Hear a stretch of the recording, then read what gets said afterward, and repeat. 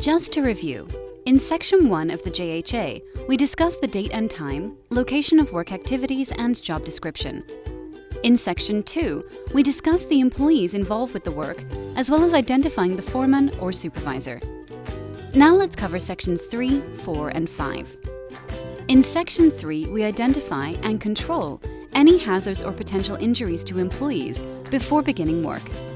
This is in effort to help keep you safe and to ensure that each employee is aware of all potential injuries or workplace hazards.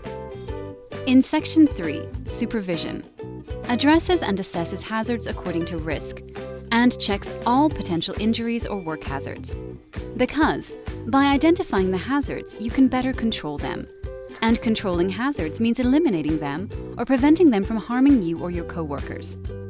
In Section 3, the areas where hazards exist or injuries can occur in the workplace are listed and must be marked if any of them are relevant to the scope of work to be performed.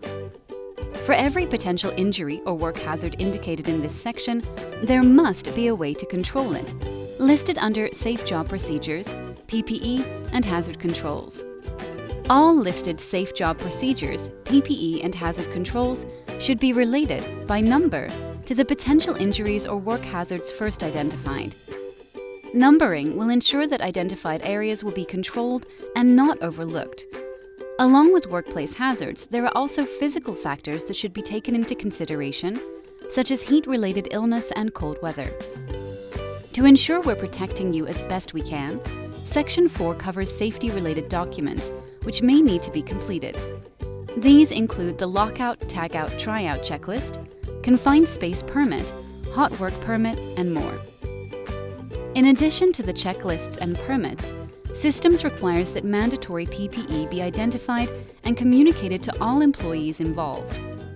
Systems also requires equipment inspections, which may include, but are not limited to, PPE, ladders, fall protection equipment, rigging, mobile elevated work platforms, powered industrial trucks, like a forklift or scissor lift, cranes, scaffolding, or any other type of equipment that requires inspection prior to use. In Section 5, the person completing the JHA and the customer representative, if applicable, will sign. Once the JHA is completed, all employees involved in the scope of work will read and review it, discuss potential hazards, and offer input. Once the JHA has been reviewed and discussed, employees will sign the form. Any employees assigned to the work after the work has begun must follow the same procedures as the other employees had prior to starting work. Always remember, if the JHA form is incomplete, no matter the reason, do not sign it. A completed JHA should be kept in the work area for reference while the work is underway. And if there are any changes or new hazards in the work area, we gather all the employees involved, review the changes and hazards, then implement preventative measures to protect everyone. At the end of the day, a well-completed JHA conveyed thoroughly to employees and a commitment to performing the work safely should keep everyone healthy. And remember, you have the power to stop anything that is unsafe. Safety is job one.